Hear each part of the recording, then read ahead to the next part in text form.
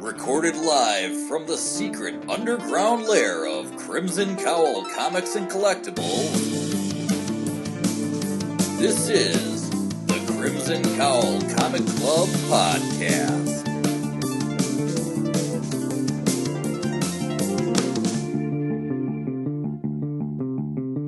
The following issues may contain spoilers. General Slither's army is bigger and grosser than ever before. I'm Anthony. I'm Kirby. And I'm Katie. Welcome to issue number 281 of the Crimson Cowl Comic Club Podcast. Every time we record, we talk about comic books. This week's show, we won't have any club discussion, but we will have the weekly reviews.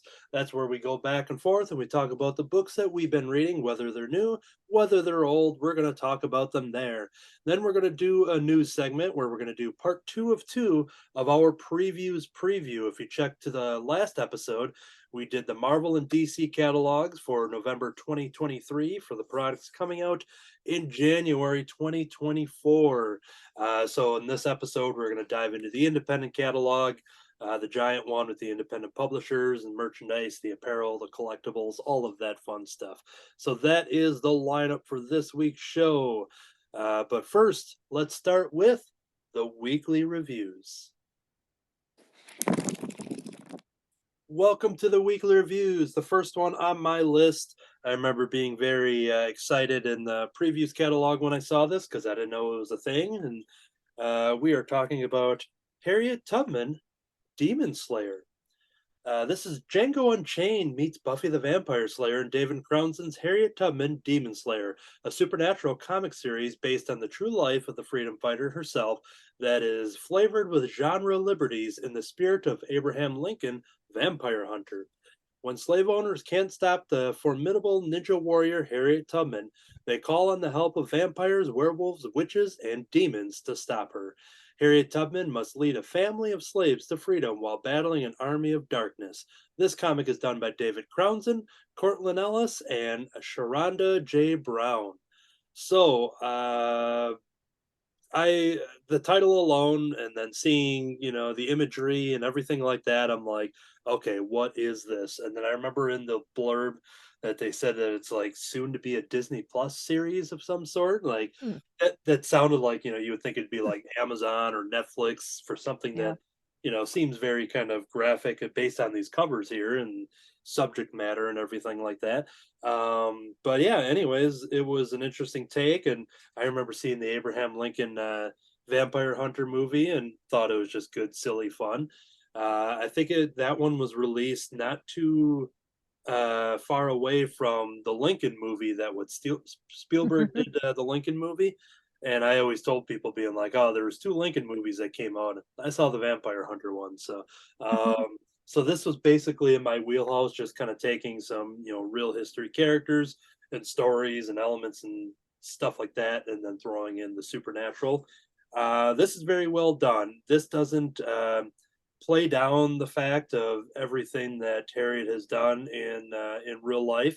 It's not there to make fun of anything. It's there to basically find a unique way to tell her story again. And even the back matter of issue 1 here has sort of some like essay pages and just kind of going through and kind of talking about why this series exists and the importance of telling her story and showing the telling the real story within these within the back matter. So yeah, going into this, I think it's probably good to let people know that this isn't some kind of funny parody. They're not making fun of anything, and it's just simply telling a story. And it is dealing with South Carolina in 1860, and we meet this family of 3, I think. A family of 3 who are basically trying to escape slavery, and you see them kind of running off and going into the woods. They have this whole plan figured out on how to sneak out of the house and where they're going to meet up with the mother and the father and then the young daughter. And their plan is foiled when they come across a group of vampires. There's a group of vampires that are waiting for them basically to punish them for them escaping. And a fight breaks out, and the parents have to fend for their family as guns are slinging and everything like that. And when they see that these people that have kind of stopped them, that they're not normal people. You see the glowing red eyes, and you see there's some definitely something supernatural happening. But ultimately, with this family being in danger, they are rescued. It's a great kind of reveal of having Harriet show up, coming in to save the family here. I was looking for some other good photo here. But yeah, so this first issue does a good job of just kind of setting up the real world and then bringing in Harriet here and kind of showing the mission and showing some action. Harriet has a lot of Michonne qualities. Michonne from The Walking Dead. I know in some of the covers and just like her with her, her swords and stuff like that. They're definitely kind of leading with that sort of imagery and badassery and stuff like that. But yeah, this is very entertaining. Like I said too, I like that it kept a very serious tone to it, and it wasn't downplaying anything. There are 2 issues out at the moment, and from reading the first 2 issues, I'm very well invested in this. Not sure how long it's going, but yeah, I think it's very good, especially with the back matter and stuff too, and just kind of talking about the importance of the real Harriet Tubman. But yeah, here it is through Harriet Tubman. Demon Slayer, issues 1 and 2 out now, possibly 3. These were on my stack for a while, but that's that. We're gonna jump over to Kirby. What you got? I got Where Monsters Lie, the trade paperback. Haven't you always wondered what slasher monsters, the masked home invasion family, the mindless, unkillable monster, the serial killer trapped in a doll, what they do for those couple of years in between their murder sprees? They're at Wilmhurst, a gated community in the middle of nowhere where they relax or try to until they get the call to go out and kill again. Connor Hayes survived his first slasher in summer camp. A handful of years later, he barely escaped a psychopath who built torture puzzles for his victims. Since then, he's been training and planning for running into these creatures again. He's a respected special agent, and now he knows where the monsters lie, and he's planning for war. It's great artwork, great storyline. This is so much fun. I'm so glad I picked this up. I was going to get the individual issues, then I held off, and then I was bummed I didn't get them, and then I figured what the heck, I'd wait for the trade. But you basically got a young kid that's in this Wilmhurst town. He escapes the Puzzle Man, which is basically a Saw-style serial killer. And he's the one person that gets away from him, sneaks out of the town, goes and tells the cops. And the cops are like, well, you're going to take us there and show us where it is. He's like, I don't want to go back. You're going to get me killed. It's like, I'll tell you where to go, you go. But no, the cops wanted him there, used the excuse that they need him to allow them to go in without a warrant or whatever and stuff. And so they go, and all hell breaks loose. It's an interesting community because you got like mom and son that run the place. And that's basically Norman Bates and his mother. And they're parodies on all your standard 80s horror type serial killers. You got the police officer who escaped when he was a child from the long-haired, dark-haired man, which is kind of a Jason Voorhees, Michael Myers cross-up because he's got this giant, bulky, like 3 times the size character that also appears around him and is also a killer. You got the girl with the little doll. She's always walking around and then she's holding the doll, and the doll has a butcher knife in his hand at all times. It's just, you think he's just her talking for the doll, and then you find out later the doll is his own entity. You have a giant dog, like 3 times the size of the Cujo that we know on TV, but he's basically a Cujo style dog locked up in a shed. There's just a bunch of different characters, and it's just fun seeing all the different ones. One guy has like a stuffed bunny on his head and all tattooed up, and he's supposed to be some big time murderer, but he ends up falling in love with gardening and kind of escapes from that whole void, and then things happen to kind of set him off later on. But it was so I couldn't put it down. Once I started reading it, I had to go through the whole thing. It's a nice heavy read. They play through all the scenarios, all kinds of, just so much stuff happens throughout here. I don't want to ruin it for you. If you like that concept, you should definitely read this book. But yeah, the police go in to try and take it down, the whole situation, and they find out everything else that's going on. All kinds of other stuff happens while they're there, and they have to bring in other enforcement companies and stuff. And it's interesting hearing the backstories of the police officer that escaped when he was a child, and how everything conflicts together, and how he's been tracking these people down for years, and now he got the thing he was looking for by this kid escaping and letting them know about this village. So I am expecting this to go on, because they do talk about more Wilmhurst stuff. So hopefully this will go on at least another 1 or 2 trades worth, because yeah, this is I'm stuck on it. And this is done by Kyle Starks. Oh, I should have known that before I read it. And Pyotr Kowalski, Vladimir Popov, and Joshua Reed. So much fun. If you like 80s horror, this is for you. Yeah, I think that's definitely a good example for if somebody loves horror movies but hasn't read comics. This is something that's just like, read this. Yeah, it sucks you right in right off the bat. It's, yeah. Good. All right, we are going to go over to our Jedi ambassador, Katie. What you have for us? All right, this week I have Star Wars: The Mandalorian, the manga, Volume 1. It is adapted by Yusuke Asawa, and it was just released in September. And let's jump right into this. All right, so this is adapting the first episode of the show, The Mandalorian. It was, of course, written by Dave Filoni and Jon Favreau. I will say it doesn't really add anything new in terms of the story, not like an extended edition or anything. I was very surprised that one volume was just one episode of the show. So that was pretty neat. I was expecting it to be a couple. So let's talk about it. I really quite liked the art style a lot.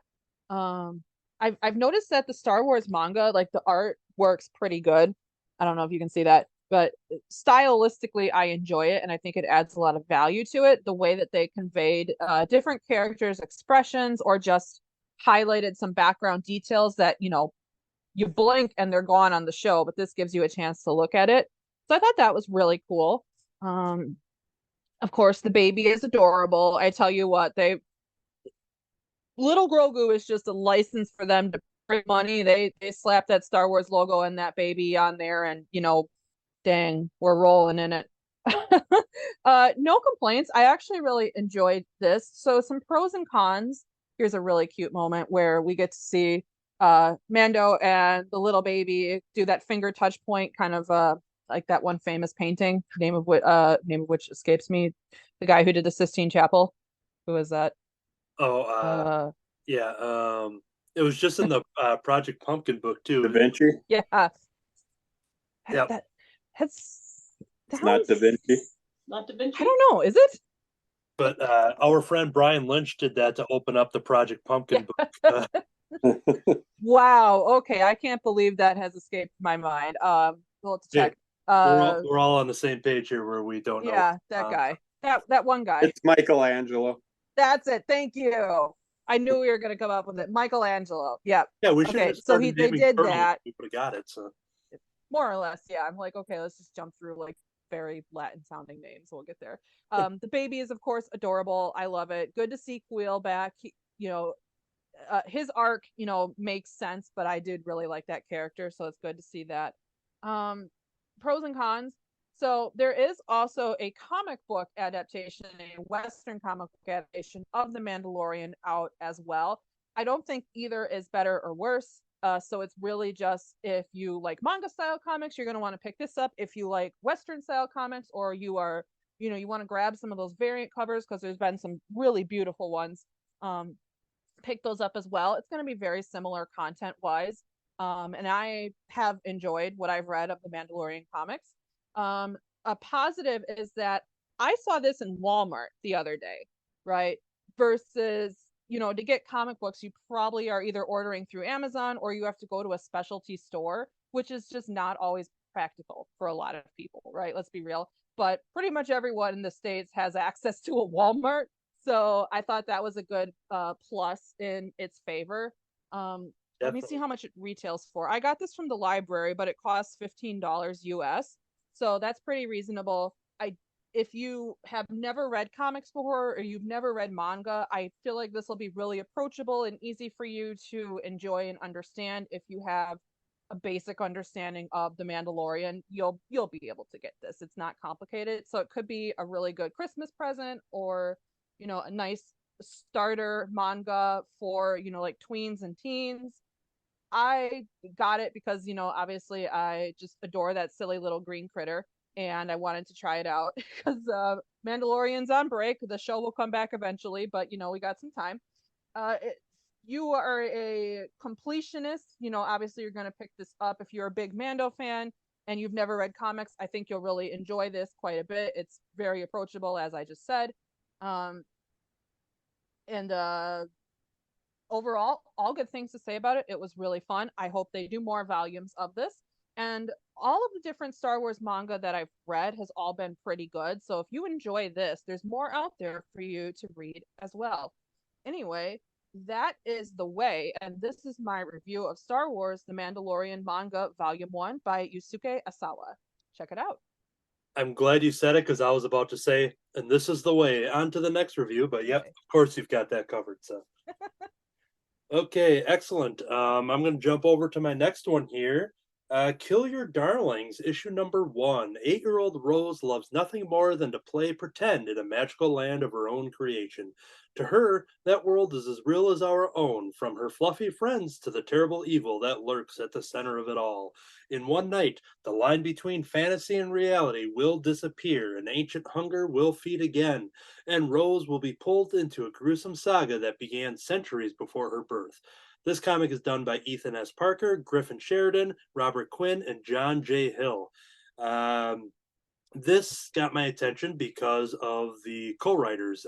Ethan and Griffin are the young lads. They are what they have been called the Supple Boys over on Ryan Stegman's and Stegman and His Amazing Friends podcast network. And with Donnie Cates and Ryan Stegman and their brand that they built up, and the Substack community and all that stuff. Ethan and Griffin are longtime comic book fans. They grew up with Brian Bendis' Ultimate Spider-Man, and that is what led them to basically having a passion to make comic books. And Ryan Stegman, who played in the Spider-Man world for quite some time, they'd eventually meet him and get to the point where they would befriend him, and kind of I think their origin story relates to them just eventually reaching out, being like, hey, if you ever need help with anything, we're tech guys and we can do that kind of stuff. And ultimately they became, creative partners with Ryan Stegman and then Donnie Cates, setting up their podcast, running their Substack, and doing all that kind of stuff. And whenever they do signings and live shows and private, signings and things like that, these guys were there. And during all of that, they've always talked about how much they've wanted to create a comic book, and they had ideas. They had ideas to make a comic book, and I am holding that book in my hand right here. There are 2 issues out at this moment, maybe a third on the horizon. I know I have it pre-ordered. This was very good for people that made their first ever comic book. It's one of those where I was sold because I wanted to support them. and I didn't read the synopsis at all. So I had no idea what kind of book I was even getting into. And it starts off, it has a very crazy, very entertaining roller coaster ride of like starting off with kind of like a witch sacrifice type of scene. So you're kind of just like you're back in the 1600s and you're seeing, you know, a woman being burned at the stake, and it's like, okay, this is the kind of book that we're getting. But then as you get past the title page, the first image I see is just a bunch of cuddly looking stuffed animal type characters all wielding weapons in like an open field, and I'm like, I flip back because I'm like, did I miss a page here? What's going on? And I'm reading this and I'm like, what is happening? And then we cut to the main part of the story is that our young girl Rose is basically playing pretend in her bedroom. And that's what the witch burning stuff is, all just world building stuff that's going on unrelated to her little playtime and everything.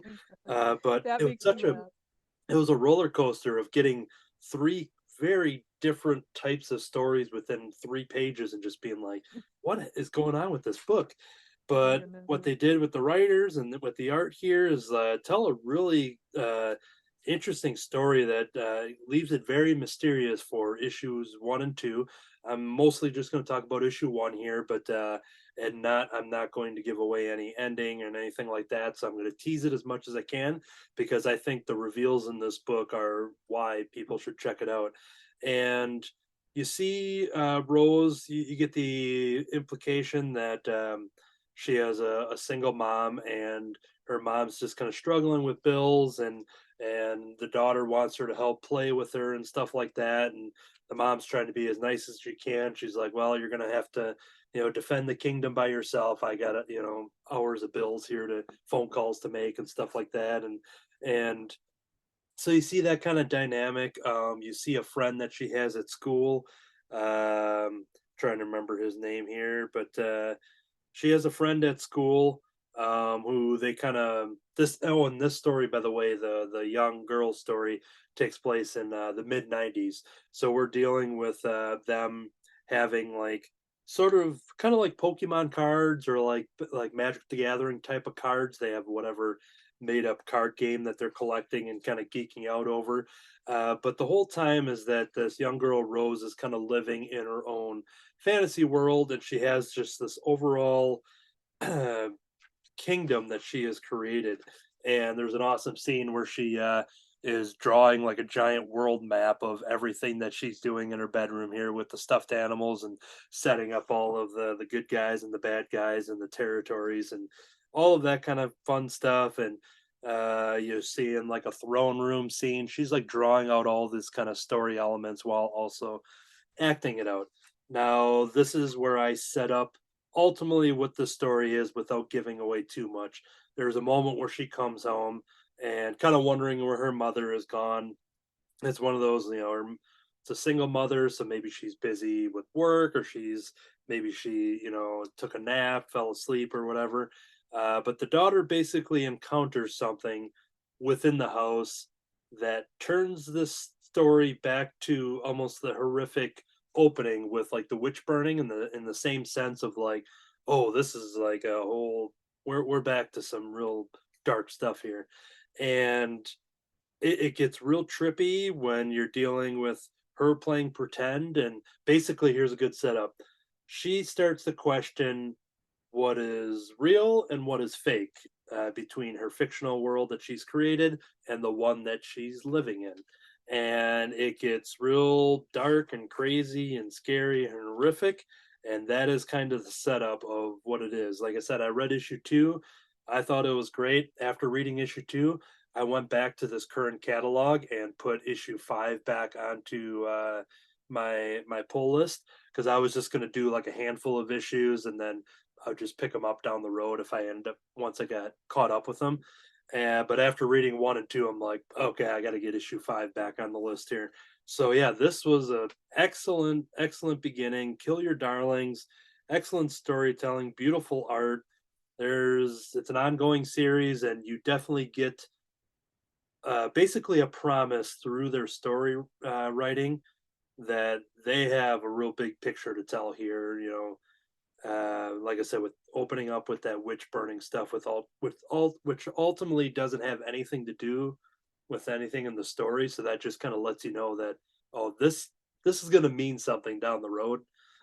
So yeah, I'm very confident in their story, and I just realized it is one of those front and back cover pullouts there. I just happened to notice that when I caught a glimpse on the screen here. So yeah, this was excellent. Kill Your Darlings number 1 and 2 are available now, and issue 3 is probably on the horizon. Who's the publisher of that? This is through Image. Oh, no, that makes sense. Yeah. Yep. Yeah, no. And especially with like their KLC Press, Donny Cates and Ryan Stegman with like crossover and these sure. guys, they have a lot of Donny Cates and Ryan Stegman ads. Stegman has a variant Gotcha. cover, I think, for this series and stuff. So they're all, there's some awesome thank yous at the back here where Griffin and Ethan just talk basically kind of what I told you, but even more so of just thanking everyone that they've met in the comic book industry with becoming friends with these people and the guidance they got and the fact that they've always dreamt about making comic books, and here I am talking about their comic book on a show. So Right, they reached their dreams. So congratulations to everybody involved. All right, and I think I have the last one here. So this is something very different from what I just talked about. This is Grubbs Volume 1. Max Weaver's Grubbs is a chaotic cross between Calvin and Hobbes and Dennis the Menace, an old school throwback with a modern spin. Meet 8-year-old Billy Watson, a pint-sized chaos agent who received the unwanted nickname Grubbs from his big brother Zane. Grubb's pastime is tormenting Zane, his older sister Courtney, the neighborhood twin girls, and anyone else that crosses his path. Grubb's best pal, confidant, and advisor is his imaginary friend Tyler. Join in for some good, clean fun as Grubbs concocts his schemes to get even, get ahead, and just get by. This is done by Max Weaver and Ted Dawson. Grubbs is published by Keenspot. I first found out about Grubbs when I saw that there was, I think there's an animated series that's being recorded at the moment, being voice recorded, because people that I am a fan of, Felicia Day, we've got Jodie Sweetin from Fuller House, and who's the other one? Wesley from Star Trek. I can't think of his. Will Wheaton. So those 3 names are part of the voice cast for an animated series for Grubbs. And when I was placing some Keenspot orders, I'm just like, you know what? I'm going to search Grubbs. They had a volume 1. I think there's a Christmas volume that's coming out shortly.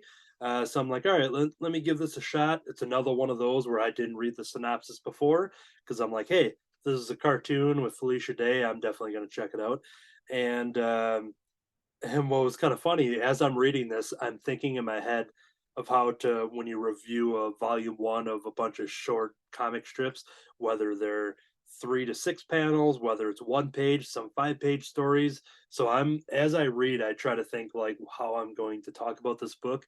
And I'm thinking like, yeah, it kind of has like a Calvin and Hobbes and like Dennis the Menace like vibe to it. And then when I search for the synopsis and put it in there, that's literally the opening dialogue is between Calvin and Hobbes and Dennis the Menace. So yeah, has the Dennis the Menace type hijinks. Whether it's at home or at school, in the backyard, playing pranks on everybody, dealing with stuff with trying to he finds out that his older brother's room is 1 foot bigger than Grubbs's room, and he's like, I got to come up with a plan to make my brother hate his room so much that he wants to trade with me, and then I get it the big room by 1 extra foot.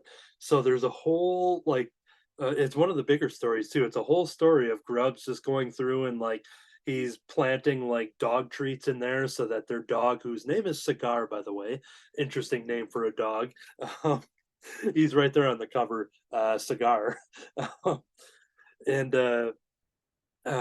So he hides treats like under the bed and in there, so the dog's always in there, and then he kind of just gets grosser and grosser and starts just adding all this stuff to the point where they have to hire like a cleaning service to like, hey, what is going on in my room here? And he's just doing all of these things just to try to get his older brother to be like, hey, little brother, let's switch rooms. Okay, fine. And then, haha, I get the bigger room. So there's stuff like that. There's stuff where they go on a family vacation and they have the expectations of going to, whether it's a foreign place or huge, going to Hawaii and things like that. And they're like, no, we're going to a local beach during the winter because the rates, there's nobody there and it's a lot cheaper to go. And so then they're just like, why are we going to a beach when it's cold out and stuff? So like, there's just like all of these crazy hijinks and setups. Like I said, very Dennis the Menace type of kind of joke rhythms and things like that. And then when you add in the Calvin and Hobbes to it, his best friend Tyler. So he's the only one that can see Tyler, nobody else. There's like one slight mention because the whole time I'm reading this, I'm like, does the family even know he has like a imaginary friend? But there is one towards the end where I think he's being blamed for something, or he tries to blame Tyler for giving him the idea that caused the hijinks in the house or something. So yeah, they are aware of the best friend, but yeah, he's there throughout almost the whole story. But yeah, I'll show off some of the art because I haven't been doing that. But yeah, so it's very good, clean, mostly family friendly, fun. It's fairly recent comic book storytelling and everything, and it's just kind of a modern, fresh take of kind of old comic strip structure, I guess, is the best way to explain it. But yeah, I thought this was a lot of fun. I got to look to see if I had pre-ordered that Christmas one or not, but I definitely am going to at least add it on a future Keen Spot order. And I anticipate that this, hopefully, this animated series happens and comes out because it would be fun to check it out. So that is Grubbs. I was going to see if there was anything because they give you the cast here. Okay, it's the same information from the synopsis. Just wanted to make sure there wasn't any extra little bonuses. But yeah, that is Grubbs Volume 1 from Keenspot. I picked this one up through keenspotshop.com.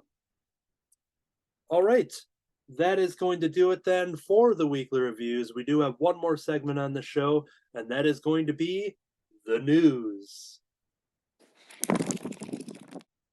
And now the news.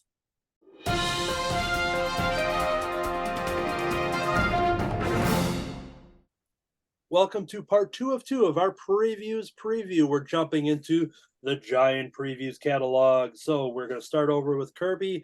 What's your first pick? Blue Book 1947, number 1. This ambitious nonfiction comic book experience depicts true stories of UFO abductions with an eye to capturing the strange essence of those encounters.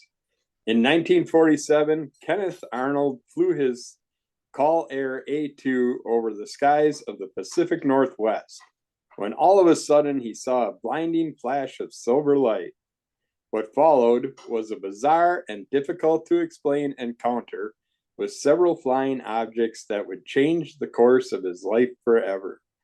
Tiny Onion Studios and Dark Horse Comics present a line of upcoming creator-owned work from the mind of James Tynion IV across a broad spectrum of his interest. Also includes a true weird backup story by Zach Thompson, Gavin Fullerton, and Aditya Bidikar. And we got art by Michael Avon Oming. I've heard him talk about this. And it just so happens that cover D is a Michael Allred cover. I was going to wait for the trade to come out, but now I got to at least get issue 1 with Michael's cover, and then I'll see what issue 2 has for covers. I missed that detail. Yep. I was wondering if you caught that. And are you aware that there's a first volume that's out there already? Yes. Okay. Yeah. And I held off on it, was waiting for the bargain bin or whatever. But yeah, I'll probably end up getting that not long after. Yeah, I enjoyed it. I read them. I think it's 4 issues for that first one. I picked it up for Michael Avon Oming, and Yeah, it's definitely if you're into like alien abductions and kind of like Twilight Zoney type of stuff, and has a really cool, obviously art style then there too. But yeah, Yeah. I'll have to look into that variant cover then. So, all right, jump over to Katie. Yeah, that book sounds really cool, Kirby. Thank you for bringing it up. Okay, so I have a illustrated graphic novel from, excuse me a minute, I'm sorry, there's a lot of noise behind me. No problem. Anthony, you go ahead and I'll double up next time. Sounds good. Over at IDW, I'm looking at My Little Pony Classics Valentine's Day Special #1. Let's see here. Let's see. Jenna Ayub in Fair. I don't know what some of these words are. Jenna Ayub in Fair Verpona, where we hang our streamers. Two party planning businesses, both alike in silliness, reignite their ancient rivalry. A Oh. pair of star-crossed cross ponies, Pinkie Pie and Cheese Sandwich, fall in love, causing the Capulets and the Montagues to start polishing their sparkliest party cannons. It's up to the pair to help their companies find common ground before Princess Cadence bans them from every party ever partying again. Yeah, I don't know what some of those words were. It's Oh, the I see what it prologue to is. Romeo and Juliet. Okay, and I just realized based on the where it was, I was reading one of the creators' names when I was saying that Mm-hmm. Jenna thing, because Yep. like I thought it was a lowercase I for in, so it starts Oh, with sure. in fair Verpona. Okay, Yep. Instead of in um, Fair Verona, where our stories lie. Yeah. there we go. So I like My Little Pony comics, and this is one thing where I'm like, oh, a Valentine special one shot. Maybe I'll check it out. I was about to go past it until I recognized Cheese Sandwich. Now, for the history of My Little Pony, if nobody knows who voices Cheese Sandwich in the My Little Pony cartoons, it is none other than a lifelong hero of mine, Weird Al Yankovic. Weird Al Yankovic is the voice of Cheese Sandwich, who I believe is an actual accordion playing pony.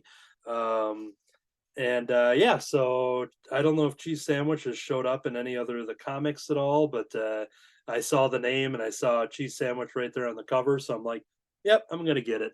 So that is My Little Pony Classics Valentine's Day Special #1. Kirby.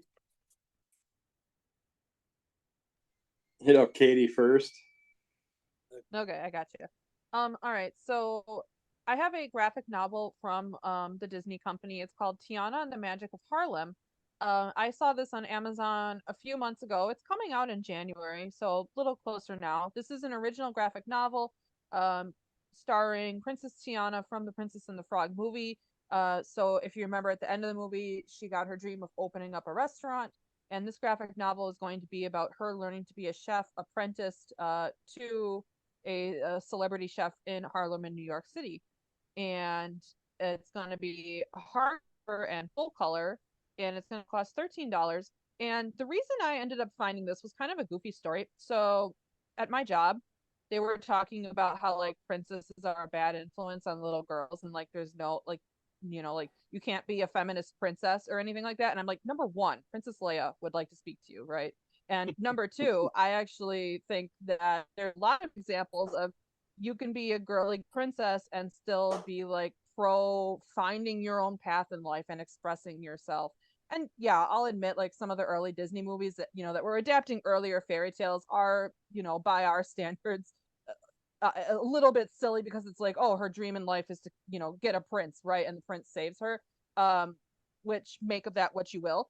But I feel like there's a lot of different ways to interpret those characters in ways that are showing more dimensions to the character. And it's just, oh, I want to wear pretty dresses and get married to a prince. Like that's part of it. And I actually think that's important. But, we can build more upon that and take those stories and those themes to a new level that is relevant to everyone in our modern day. So I went on Amazon and just searched like graphic novels for princesses, right? And this actually popped up and it showed me that it was coming out next year. So I'm excited to see it in the catalog. I really like Princess Tiana. I feel like the Princess and the Frog is a little underrated. And I am very thankful that they did it in the 2D animation style. I miss that. I enjoy the 3D, but 2D is, I just have such strong memories with that. So I'm excited for this. I think this is going to be something that could be for like middle grade readers and of course for everyone who's young at heart.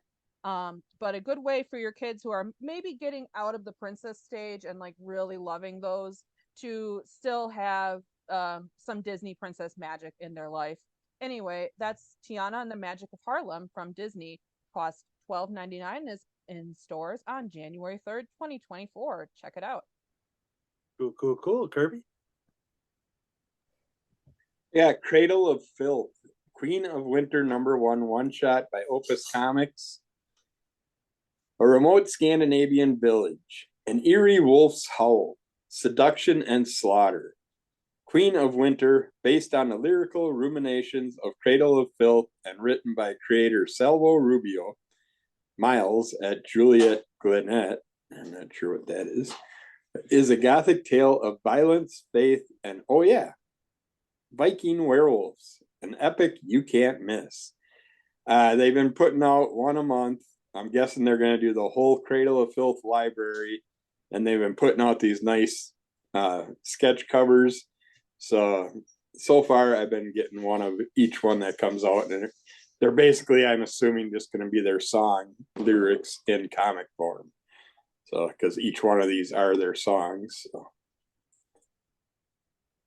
All right. This one caught my attention. I like penguins, not just talking about Danny DeVito penguin, the actual animal penguin as well. And I saw Penguina Blackfoot #1, a one-shot. Penguina is back to battle bad guys and defend the Antarctic from evildoers. In Penguina in the City, Penguina teams up with Tomorrow Girl to confront a new villain. Now, I don't have any memory of this character existing, not knowing much about it. But when I saw this cover of this Penguina girl in a giant like robot penguin suit surrounded around actual penguins, I'm like, I am very intrigued by what is happening here, and it's a one shot. So yeah, I'm gonna get Penguina Blackfoot #1. All right. Did I skip Katie? Yep. Yeah, but that's okay. No worries. I think yep. Katie. Okay. So I have Kaiju #8, volume 9. I actually started reading this in August. Volumes 1 through 8 are available right now. This is a manga, and the premise is so kaiju have been attacking Japan. They developed a wing of the armed forces to kind of handle that. And our protagonist is I take offense to this, but he's 32 years old and everyone thinks he's the old man of the group. But anyway, he decides that he's going to go again for his dream to join, this kaiju fighting special force. And while they're out on a mission, like a training mission, he gets infected with a kaiju, and then he finds out that he can transform from a human into a kaiju and then back.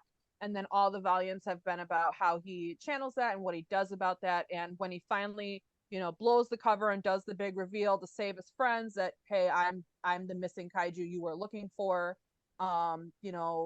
He then gets arrested, taken into custody, and they run some tests on him, and basically he's like begging and pleading, like, I do whatever you want for me, but like don't hurt my friends, don't punish them. And he gets to save the day again. And that was kind of where volume 7 ended up. I have volume 8 sitting there that I haven't read yet. That just came out October. So volume 9 is going to be in stores on January 3rd, 2024. It's going to cost you $12. Written and drawn by Naoyu. I am so sorry. Naoyo Matsumoto. They are doing the writing and the art. If you like kaiju stuff, I got into that from Pacific Rim. If you like this style of manga, I think you'll really enjoy this. It's been really fun so far. I've enjoyed it quite a bit. So this, honestly, I think you can check it out. And, volumes 1 through 8 are available right now if you want to get them. And I hope you have fun with Kaiju #8, volume 9. All right, Kirby. We got Dracula After Man #1 by American Mythology. Prepare for the in-your-face horror event of 2024. Vampires have always fed on the lifeblood of innocent victims. But what if there were no sheep left in the stable?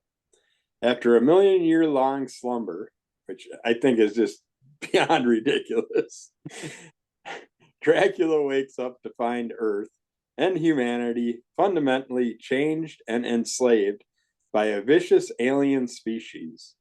Faced with this strange new world, the Lord of Vampires must adapt to a nightmarish existence or perish alongside the remnants of the people he fed upon. It's a brand new nightmare vision of horror that will have you on the edge of your seat. Yeah, I'm curious about it, but that million-year-long slumber, I mean, come on, who the heck would want to sleep that long? You want to know what's going on at least every 100 years. So, And then to get us back on the rotation, Katie. Sure. So I have from Zenoscope Holmes and Houdini #1. I saw those names paired up. I'm like, this is a Katie book.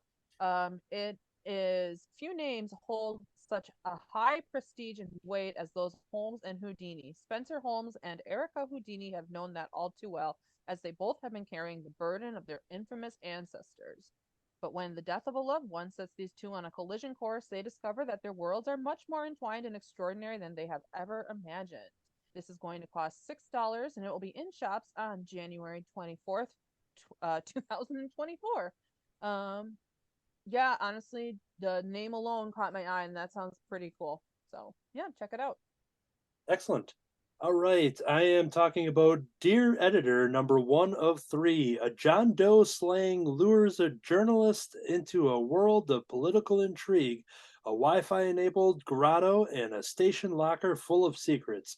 For Bucky, an editor at the crime beat at The Truth, it's all in a day's work.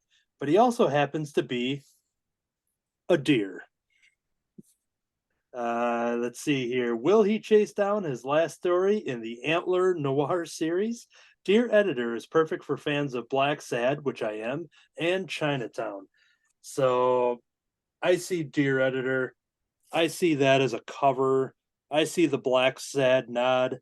I am 100% getting this. They do have some sample pages to see some of the art, and just seeing this deer walking around in a shirt and tie, I'm just like, I am all in for whatever's happening on these pages here. So yeah, 3-issue mini series here. Dear Editor. The guy's name is Bucky. There's just a lot of fun going on here, so that's what I'm checking out. Kirby. yeah, Ghost Machine #1 one shot by Image Comics. This is a collective of all their characters, introducing its all new shared universe of strange, fun, and action packed characters. Geiger, Redcoat, Rook, the Rockefellers, and many, many more. What ties Geiger, Redcoat, Widow X, and the other mysterious historical heroes of the unnamed together? Why is Rook the key to saving the war torn world of Exodus? How will everyone's soon to be favorite family of the future adapt to a new life in the present? The stories all start now. Creators you know, characters you'll love. This is Ghost Machine. Anything with Geiger in, I'm going to get, and I know a lot of these other characters from other books I've read from them, so I'm curious where this whole lineup's going. All right, Katie. This is going to be my last one, but I also thought that the My Little Pony Valentine special looked cool. All right, that's 2 for My Little Pony Valentine special. Just throwing that out there. All right. Over at Oni Press, they are celebrating the 20th anniversary of Scott Pilgrim. Scott Pilgrim Precious Little Slipcase Collection. This is the softcover editions of 1,200 pages, black and white. I've got these all already in individual, but they have a slipcase presentation here, celebrating the 20th anniversary. When Scott Pilgrim meets Ramona Flowers, sparks fly. Discover the graphic novel series that captured the imagination of fans around the world.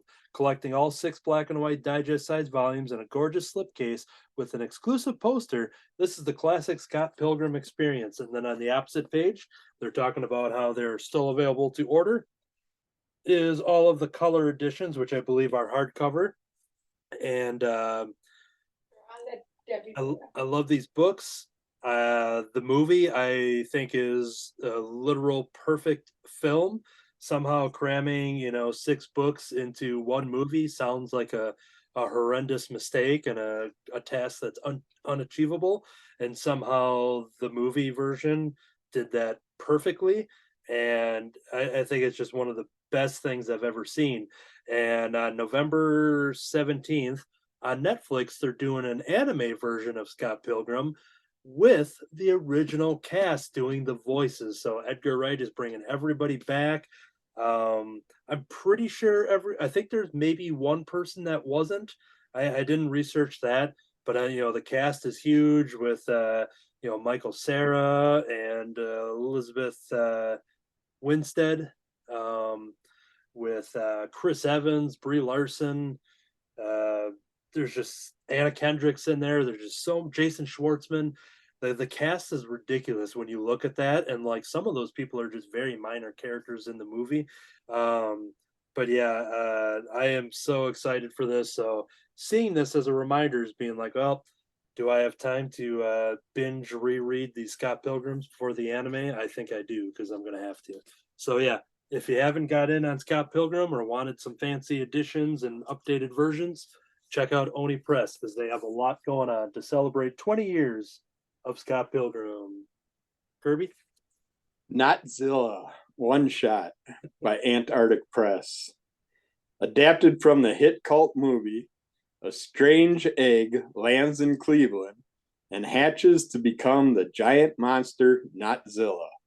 It rampages through the city in its search for the one thing it desires, beer.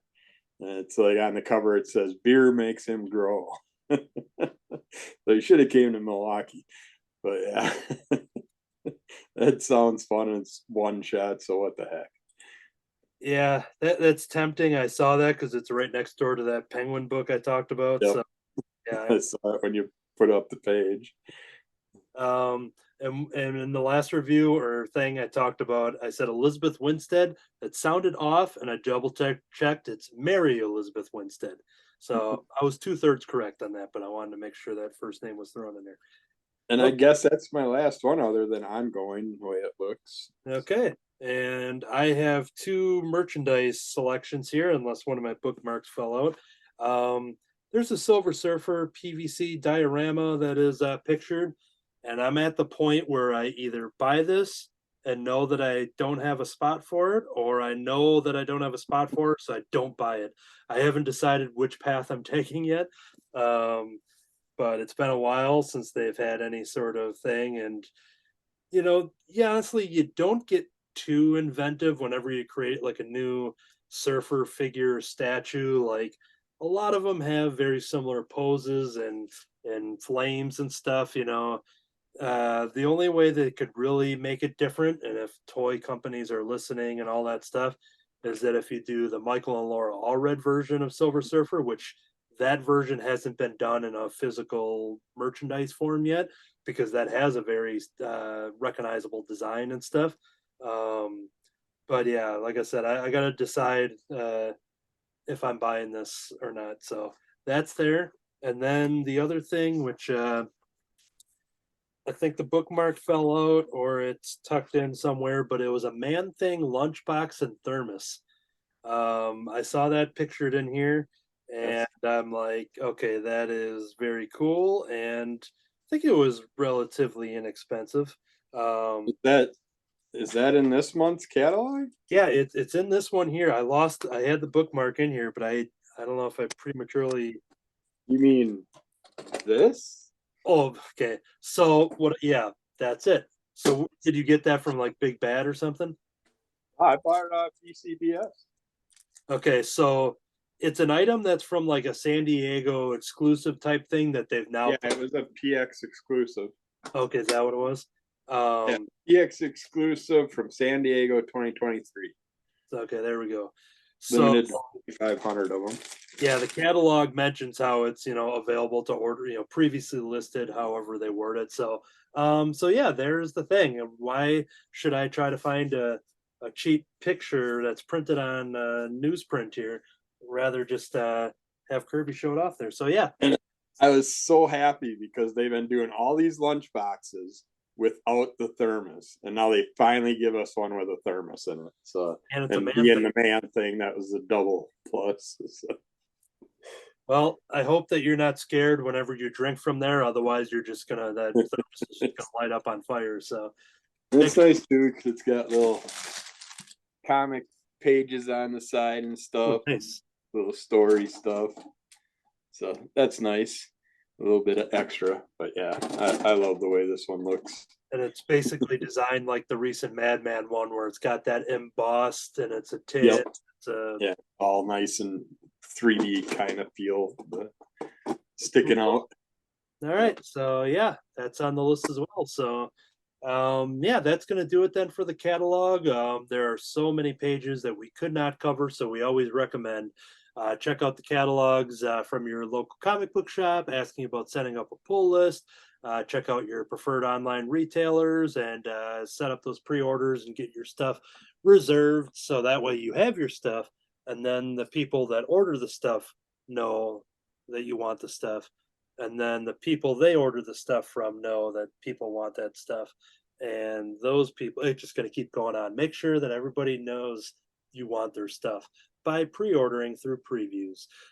So yeah, that is going to do it for that catalog and that news segment, as well as the show. We jump into the quick plugs here. CrimsonCowl.com for info and original web comics.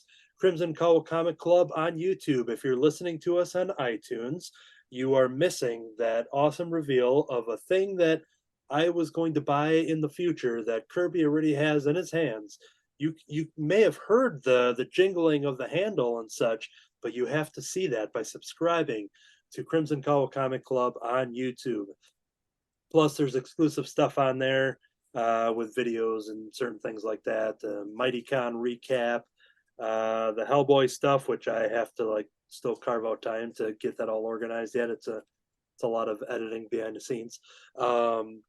But a lot of stuff over there on the Crimson Cowl Comic Club YouTube. The Crimson Cowl, all one word, on Instagram. Crimson Cowl Comic Club on iTunes. Subscribe, rate, and review. If you want to email us, crimsoncowlcomicclub@yahoo.com. Kirby has a spin-off podcast called Under the Cowl of MS. Anything you wanted to promote for something that just came out or maybe on the horizon? Finally got some audio podcast up on all your favorite platforms. And I also, as of last night, finally got some comic book reviews up on YouTube, and I got at least 3 more episodes of those recorded, ready to come up throughout the weekend. And I'll probably put my previews up early this week. So yeah, there's a good variety of things finally getting off my butt and getting some stuff put out again. So. Good. So yes, subscribe and follow Under the Cowl of MS wherever you get your podcast, as well as YouTube. I have artist accounts on Instagram and Facebook, Anthony Laatsch, Laatsch. I'm also a co-creator and host of Cartoonist by Night, a drawing show with Troy Dungara, Matt Fife, Matt Rogers, and recently we released an episode with Franco from All Yeah Comics. That episode is up there, but most recently, after that, just released a brand new episode with our cartoonist friend D. Brad Gibson. D. Brad Gibson is someone you'll always see in the comment sections of the All Yeah podcast and Art Baltazar live shows and everything like that. And yeah, he joined us with the topic of cartoon ducks. So we have 2.5 hours of us talking about cartoon ducks and drawing cartoon ducks. And it's honestly a very favorite episode of mine. It was fun just going through that and editing it and putting it together, and that turned out to be a really entertaining episode because we didn't know much about D. Brad beyond him being in the comment section, I've seen a picture or two of his face, never heard his voice, and then we jumped right into 2.5 hours of drawing and hanging out, and it was a ton of fun. And for some reason, I don't know if it's his Canadian magic, but his episode is climbing in the views more than any of the other Cartoonist by Night episodes in the short amount of time. It's been a day that it's been out, and it's like the numbers are ridiculous. So I don't know if he just called everybody in Canada, and everybody in Canada is starting to watch it. But yeah, so D-Brad is a magic weapon for us here. But check it out. A lot of fun stuff over at Cartoonist by Night, available on YouTube. And then now we are 1 month away from the next convention that Crimson Cowl Media will be presented with. I just lost my spot, so let me scroll back down. Sunday, December 10th at MightyCon in Madison, Wisconsin. This is the write-up that David had put up for the website at mightyconshows.com for tickets and information. So our Crimson Cowl Media presence is, having started as a local comic shop, Crimson Cowl Media, formerly Crimson Cowl Comics and Collectibles, has transformed into a multimedia comedy. There's some comedy in there. Company specializing in award-winning novels, original comic books, films, podcasts, and more. We feature the comic-creating father-son duo David Gloyd and David Gloyd II, which, by the way, both will be in attendance for the first time ever as creators.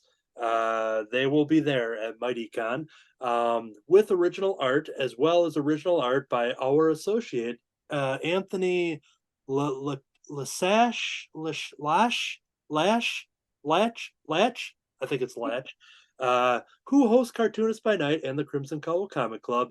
And we brought on somebody who is Vince Wilson, who does 3D and resin printing. He is a local friend to us that kind of reached out and was interested in how we did this whole Comic-Con thing, and we gave him some information, and we threw him under the banner there. And so yeah, we're gonna have a 3-table presentation. It's a 1-day convention, Sunday, December 10th, Madison, Wisconsin. MightyCon. Go to mightyconshows.com for information and tickets. And yeah, I've just been itching to get back there and set up a table again. And all of the original drawings I've been doing since August and September have just been thrown in a pile, minus a Dracula that I sold to a friend of mine, who you may just hear off air, off mic. This is the part of the show where I start tripping over words and realizing that we're almost done. So that is it. Check it out. I have the preview. We just released the latest episode, so I already have all the information for MightyCon on there as well. That is going to do it for this show. Thank you for watching. Thank you for listening. Tell a friend, subscribe, rate, review, write, all of that fun stuff. That is going to do it. This whole time, I've been trying to jump a fire pit on my bike.